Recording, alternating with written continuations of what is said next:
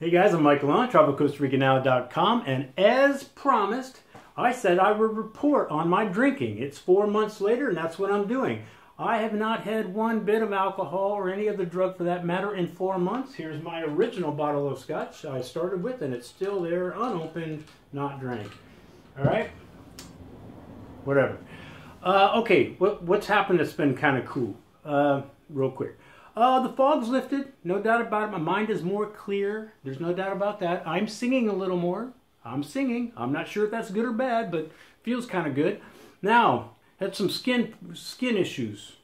I still seem to have those. They're not really going away yet. I'm doing the apple cider vinegar thing. I'm sure my insides are sparkling, but I'm not really seeing good things on the outside yet. So I'll just keep up with that, drink lots of water, that whole thing.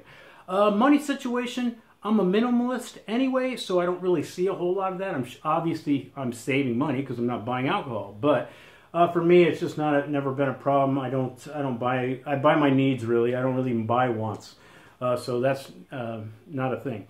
The biggest thing which I like is my demons. That's the big one. My demons that followed me around in every room of my house all the time now seem to be sequestered in the basement. I'm not seeing them very often, which I'm really digging. That said, I'm going to drink again, man. I can promise you that. I'm going to drink again. Now, I know what you're thinking. You're like, Mike, you're trying to make an excuse. You're just trying to say that. So when you do drink, you can say, hey, I said I was going to drink, so what's your problem? Hold on. Okay. First off, I believe whatever path you are on is the perfect path for you. I don't think there's a perfect path, because I think it's whatever you're on at any given time. What works for you is what works for you. And even when things aren't working, you're still on this path you're supposed to be on. So, but bless you, 12-step program. Bless you for all you've done. But for me, admitting that I am powerless over alcohol, I call total bullshit. All right? Now, I understand that we're hardwired for certain things, certain propensities, I guess. I do think there's a small degree of genius. I think there's pure evil that is kind of born. There's 3-year-olds that know 17 languages. What's that all about? But that's a very, very small percentage. I think 99% of us basically learn a different way. All right? I'm a behavior guy. How we learned, what we learned, how it was reinforced, through time, that kind of thing.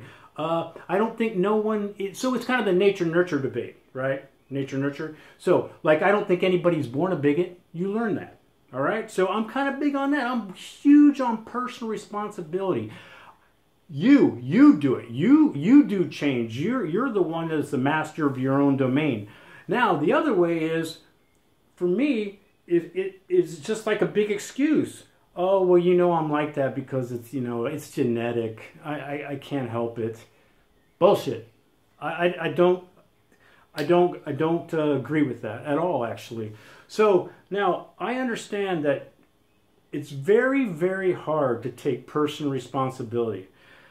Trust me, you're talking to somebody, for example, waking up, laying in glass with a broken hand, blood everywhere, waking up going, what the fuck? What was last night all about? So believe me, I understand when I have to go, that was me. That was me too. I did that. I'm not blaming anything. I'm not blaming alcohol. I'm not blaming my mom. I'm not blaming anybody. That was me. I have to own it, because to change something, you have to own it to me. Okay? Now, think of it this way. To me, this is why also this whole bullshit about, I can't help it. I'm a gambler. I was, everybody was a gambler in my family. That's okay. Well, I think you learned that behavior. If you were put on an island and you have a gambling problem, you're an alcoholic, you're on drugs, you have a sex addiction.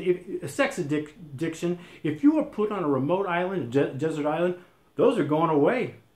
You're not having those anymore. Fat people too.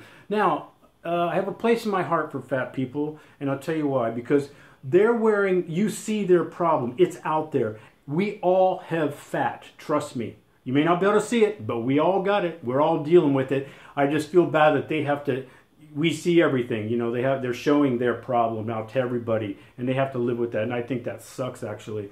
Now, on the other stance, if you're put on an island and you have MS or some other autoimmune problems, or you have cancer, you have a brain tumor, you're dying. You're dying. You can't do anything about that because it's not behavior. So the other ones you can affect change. So this is the reason I will drink again.